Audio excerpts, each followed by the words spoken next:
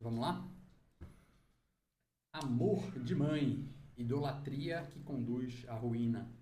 Esse tema, na verdade, esse título, né, veio como um raio na minha cabeça nos últimos dias e queria falar um pouco sobre esse assunto aqui. Antes da gente avançar e aprofundar nesse assunto, nessa discussão, eu queria fazer um disclaimer aqui, tá?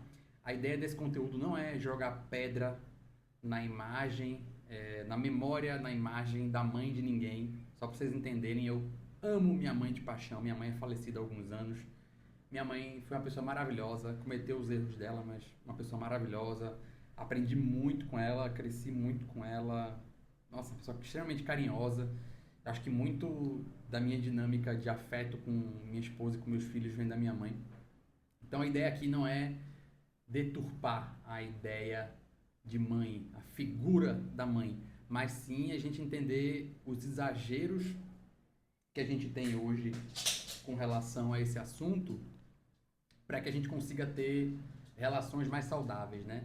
E como eu sempre falo aqui, eu não estou aqui para dar aula para ninguém, eu estou aqui para dividir um pouco as questões que rondam a minha mente para discutir, para abrir uma discussão. Então esse vídeo aqui, ele é um pontapé inicial para uma discussão que eu espero do fundo do meu coração que aconteça nos comentários. Então se você tem uma ideia formada sobre isso, deixa aqui nos comentários o que você acha. Mas primeiro vamos esmiuçar aqui esse tema, vamos falar um pouquinho desse assunto que na minha opinião ele é muito relevante tanto para a saúde mental e desenvolvimento dos filhos, quanto para a saúde e a integridade das relações conjugais.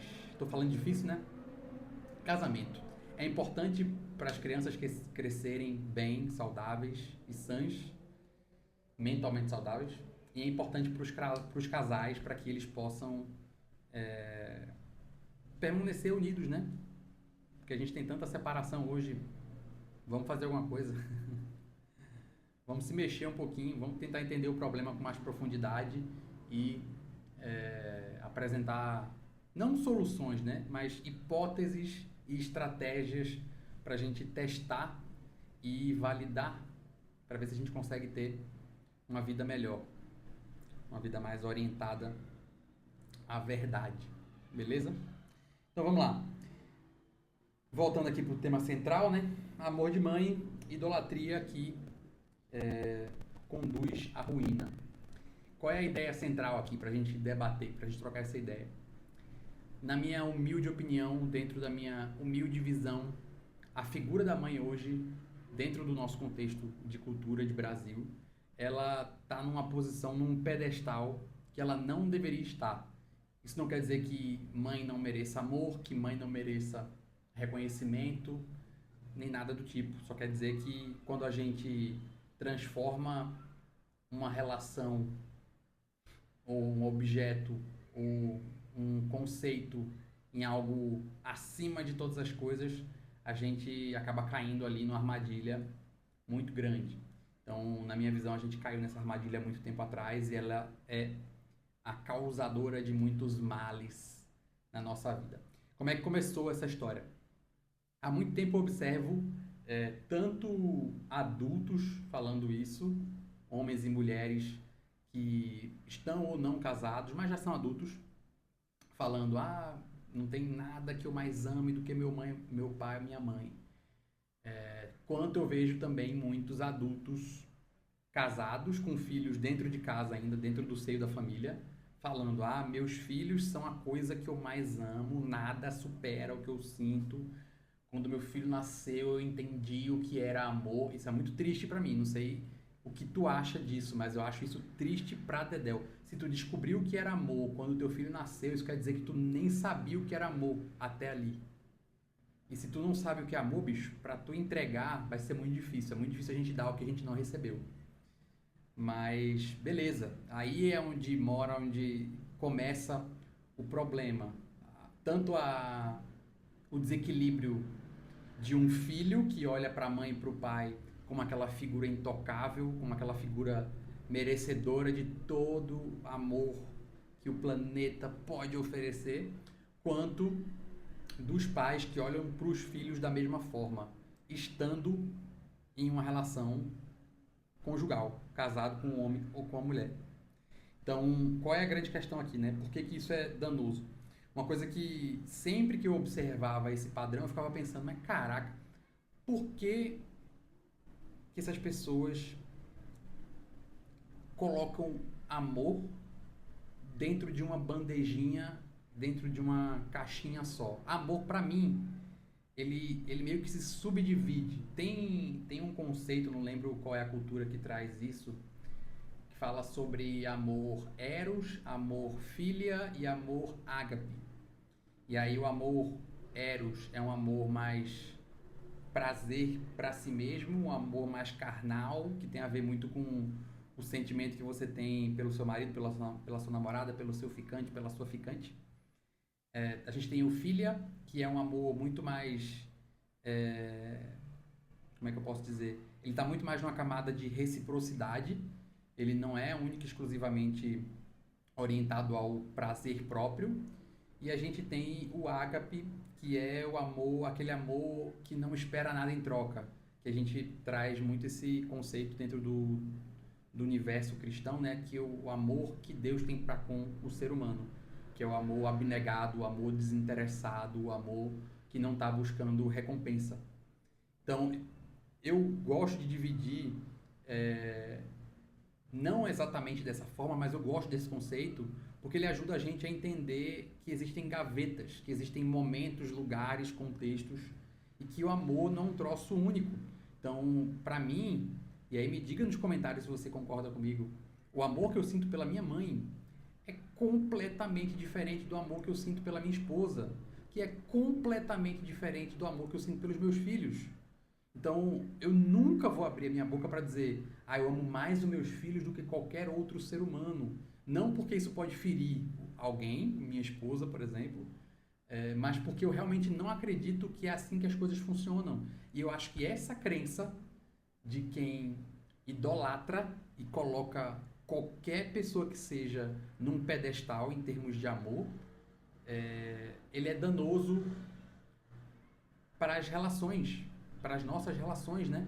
Então, uma mãe que tem essa dinâmica com os filhos, cara, ela pode travar o desenvolvimento do filho, excesso de cuidado, não permitir que o filho tome as próprias decisões, aquela história da mãe narcisista, né? Acho que entra até um pouco no narcisismo ali. E aí quando a gente fala do filho também, né, sob a ótica do filho, cara, pra onde você olha aqui, você vai ver problema. Então, pra gente conseguir dar mais clareza com relação ao que eu quero dizer quando eu falo amor de mãe, idolatria que conduz à ruína, se a gente não tem essa noção de que são coisas diferentes, são relações diferentes, a gente pode acabar prejudicando a relação com as pessoas que estão ao nosso redor. A gente pode prejudicar a relação com o nosso filho, o desenvolvimento do nosso filho. A gente pode prejudicar a forma como a gente se relaciona com o nosso marido, com a nossa esposa. Então, se meu filho é a coisa mais importante, eu vou deixar minha esposa, meu marido em segundo plano. E deixa eu te contar um segredo. Teu filho cresce e ele vai embora. Eu cresci e fui embora da casa dos meus pais. Tem um negócio chamado a síndrome do ninho vazio, que geralmente as mães sentem, né? Quando os filhos partem ali para ou casar ou para morar sozinhos, que é o sentimento de vazio que o filho deixa quando ele sai de casa. Então, bicho, a gente precisa colocar as coisas no lugar. Se uma mãe ou um pai dá toda a energia e todo o ser dele para a relação dele, para o desenvolvimento com o filho, quando esse filho vai embora, como é que está essa relação? Se é que ela ainda existe. E aí a gente vê muitos casamentos acabando. Cara, é muito louco isso. Assim, a gente vê muito casamento indo pelo ralo, muito, mas muito antes dos filhos saírem de casa. Separação é uma questão multifatorial, não é um troço que acontece por um único fator, mas eu tenho certeza, assim, absoluta, não por achar, mas por ver. Não tem uma pesquisa com amostragem de 2.000 casais de diferentes regiões, não tenho, mas eu tenho a vivência e a observação. Eu tenho a capacidade, Deus me deu a capacidade de observar, entender e concluir e tirar minhas próprias conclusões com relação às coisas. Tem muito casal que termina relacionamento porque ou um, ou outro, ou os dois não olham mais para a relação, eles só olham para o filho, porque o filho é o bibelô, é a pérola, é a coisa mais rara do mundo. E aí, como é que fica? Tu não namora mais, tu não beija mais na boca, tu não tem mais uma relação com o teu parceiro e tua parceira. Bicho, assim não se sustenta. Aí vira amizade, no melhor dos casos vira amizade, e a relação acaba. E aí tu vai dizer que é porque deu certo, mas por um determinado tempo. Não é que não deu errado, não é que deu errado. Deu errado. E deu errado porque você não nutriu a relação. Você não alimentou a relação, não fez com que ela se desenvolvesse. Você não depositou tempo, energia, todos os seus recursos para que aquela relação se desenvolvesse. Então, tem muito casal que se separa muito antes dos filhos saírem de casa, e tem casais que se separam bem nessa fase da saída do filho. Cara, eu me lembro como se fosse ontem. Tem um colega de infância, não é um amigo porque não era uma pessoa tão próxima, então não vou chamar de amigo, que os pais dele decidiram se separar anos e anos e anos e anos antes dele ir morar sozinho. E esse casal morou junto, fingindo um casamento, por acho que uma década talvez. Cara, imagina. E aí, esse casal, um psiquiatra e uma dentista, eu entendo que eles estavam na melhor das intenções de dar uma boa estrutura e dar a condição do filho crescer com a presença dos dois, sem ter um lar dividido. Certamente essa decisão, ela, na minha visão hoje até, foi melhor do que simplesmente ter se separado e criado esse colega em duas casas. Mas, caraca, bicho, inclusive eu admiro eles, porque em parte eu fico triste porque eles não nutriram a relação. Ele era o filho único, o bibelô dos dois, e os dois se afastaram cada vez mais um do outro e chegaram no ponto de dizer, não, a gente é só amigo que mora junto, deixa ele achar que a gente é casado, vamos tocar nossa vida, quando ele crescer e for embora, a gente separa nossos trapos e segue nossa vida. Eu tenho um misto, né, de admiração por ter permanecido junto mesmo nessa situação, mas ao mesmo tempo de tristeza com eles, porque, cara, é isso, assim, eles esqueceram da relação e eles focaram absolutamente na criança. E, cara, muito do que essa pessoa, né, essa criança viu ali, não era necessariamente uma dinâmica de pai e filho, sabe? De pai e filho não, de pai e mãe. Era uma dinâmica de amigo. E o quanto isso vai interferir nas relações dele com as namoradas. Então, assim, é insanidade, cara, é insanidade. Então a gente precisa, primeiro, entender que um pai tem seu lugar, a mãe tem seu lugar, o filho tem o seu lugar. Todos ali se amam numa família saudável, mas que cada um tem o seu papel e o seu lugar. E se você não equilibrar isso, você vai colocar tudo a perder. A idolatria, seja do filho para com a mãe, seja da mãe para com o filho, do pai para com o filho, não importa. Esse desequilíbrio, ele destrói as relações. Ele simplesmente não permite que ninguém se desenvolva. Não é que ele vai ser benéfico para o idolatrado. Não vai. Então, quando uma mãe idolatra um filho ou um filho idolatra uma mãe, isso não vai tornar nem a relação melhor, nem o ser humano objeto da idolatria melhor. Então, assim, é aí que mora a questão. Isso que eu quero dizer quando eu digo idolatria que conduz à ruína. Amor de mãe, cara, é amor.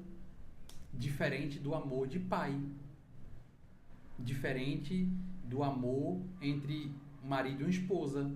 Diferente do amor entre um amigo e outro amigo. Não é um troço para tu ficar colocando numa prateleira e comparando.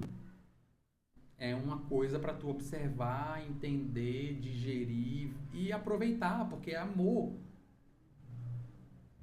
saca? Enfim, eu espero que tenha ficado claro aqui, que vocês tenham entendido a minha linha de raciocínio. Eu queria saber de você, o que você acha. Existe uma idolatria para com a mãe, a figura da mãe na sociedade? Dia das Mães, não tem, Dia dos Pais é um dia bem, bem fraquinho, né? O comércio não anda muito, as coisas não acontecem. E a idolatria também da mãe para com os filhos. Então, filhos que não amadurecem e constroem relações danosas porque tu tem ali ou um homem adulto ou uma mulher adulta que dá mais valor à família de origem do que à família criada, construída. É outro problema, cara. O problema não fica só lá em cima, não. Ele desce para essa camada de baixo aqui também. Então, tu vai arrastar isso por quanto tempo? Achando que as coisas não vão ter consequências, né? Que esse tipo de coisa não vai ter consequência. Então, se tu é uma mãe que idolatra o teu filho, que coloca o teu filho num pedestal, que acredita que teu filho é a coisa mais importante da Terra, aterriza, para observar, tu pode estar colocando teu casamento em risco.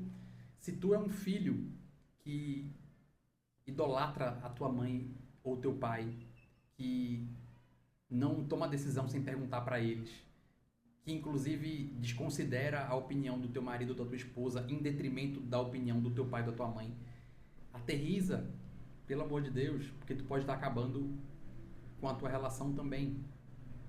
Então, assim, são tantas camadas, é difícil falar desse assunto e não abrir portas uma depois da outra. Mas a grande questão aqui eu não acredito tanto no equilíbrio, tá? Mas eu acredito que o desequilíbrio exacerbado, exagerado, ele é danoso aqui. Então, não é que tu vai tratar do mesmo jeito ou que estão no mesmo patamar. São coisas diferentes, para de comparar. Mas começa a observar se tu não está prejudicando as tuas relações por idolatrar ou colocar um peso muito maior na relação, por exemplo, do teu pai, tua com o teu pai, ou tua com a tua mãe, ou tua com o teu filho. No final das contas, a conta sempre vem e o boleto é bem salgado, bem salgado. É isso. Deixa aqui embaixo tua opinião, me fala se tu conhece um pai, uma mãe ou um filho que tem ali um objeto de idolatria do outro lado que precisa ser tratado, ou se tu já passou por isso. Eu já passei por isso, eu já idolatrei a minha mãe em um determinado momento da minha vida, e quando eu enxerguei o que isso estava fazendo comigo, eu comecei a tratar isso, trabalhar isso, tive a oportunidade de conversar com a minha mãe sobre isso, de curar isso na minha vida e na dela, com um diálogo puro e simples. Mas, no final das contas, eu acho que a gente precisa pensar um pouco sobre o assunto. Comenta aqui embaixo o que você acha, se inscreve no canal, deixa aí o hypar, se aparecer para você a opção hypar. Curte, né, esse vídeo para ajudar a gente está só começando aqui. E a gente se vê na próxima semana.